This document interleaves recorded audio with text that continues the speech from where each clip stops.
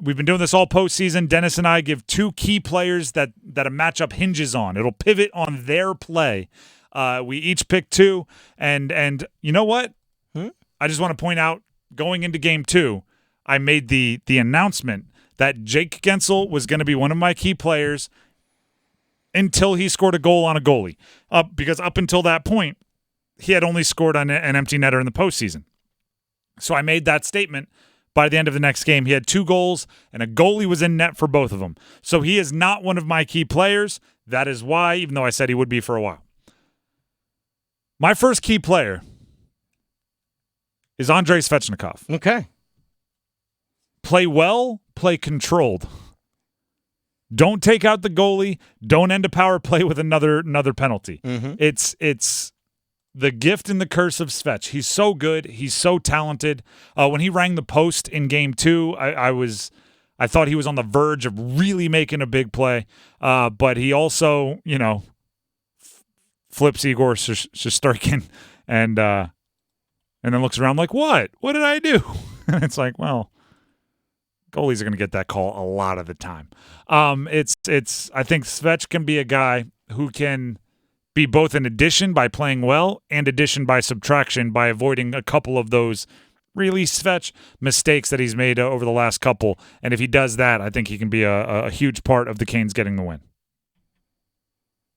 Bye first? Yep. Chris Kreider, New York Rangers. Oh. Chris Kreider, New York Rangers. Going to the Ranger.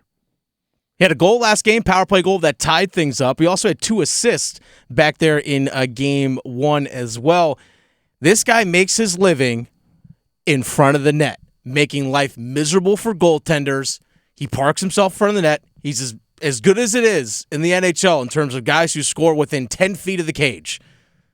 Literally 31 of his 39 goals he scored during the regular season this year, right there in front of the net, or the puck was sitting in the crease. 31 of 39. That's where he makes his living. He's going to try to make life an absolute living HE double hockey sticks for Pyotr Kochetkov tonight. Whomever is in front of the net with Chris Kreider has to make sure they position themselves to make sure he's not getting deflections and screens on Kochetkov, and also clear out any loose rebounds that Kochetkov might give up. Cannot let Chris Kreider just cook in front of the net tonight. So what are we looking at? Slavin, Orlov, Burns. All of doesn't matter. Or whoever's on the PK, true. Same thing as well. Thing as well. Need a little bit of size to mix it up with Kreider. Yeah, Kreider's a big dude. He's 6'3", 233 pounds. He is not tiny. That's Burns, that's Orlov. Yeah. Those guys have to do some work in front of the net to guard Chris Kreider. I'm a big Chris Kreider fan, by the way, but not right now. Yeah. Now I do not like it. I've referenced this in the past. Ben Affleck, years and years ago, who's a famous Red Sox fan, was on one of the late night shows talking about Derek Jeter, and he was like, I don't like him, but I do know that there's guys in Boston bars going sure would be nice to have a guy like that on the squad.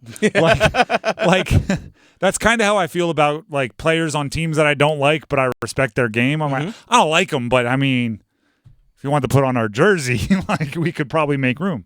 My next key player, Jordan Staal. Win faceoffs, and I do think it's a captain game.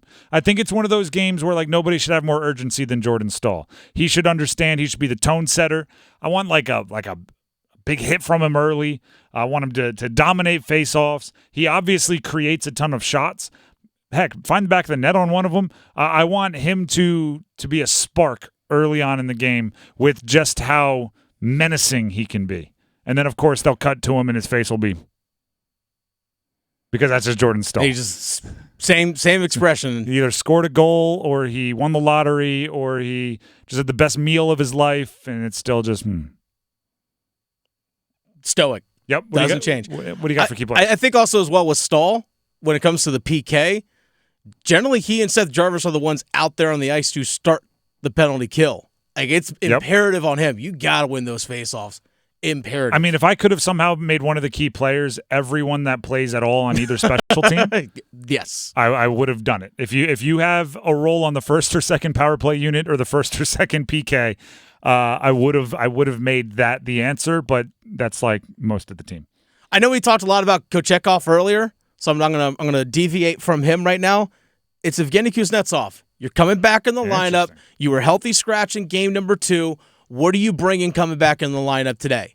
Are you going to bring out, like, hey, you know what? Refocus, reset the guy that we saw, for that 4 or 5 game stretch for the Hurricanes when he first got here, right after the trade deadline? Are we going to see that kind of guy that was super focused and locked in? To me, that is massive. Evgeny Kuznetsov tonight, he can be an absolute impact, especially on that second power play unit.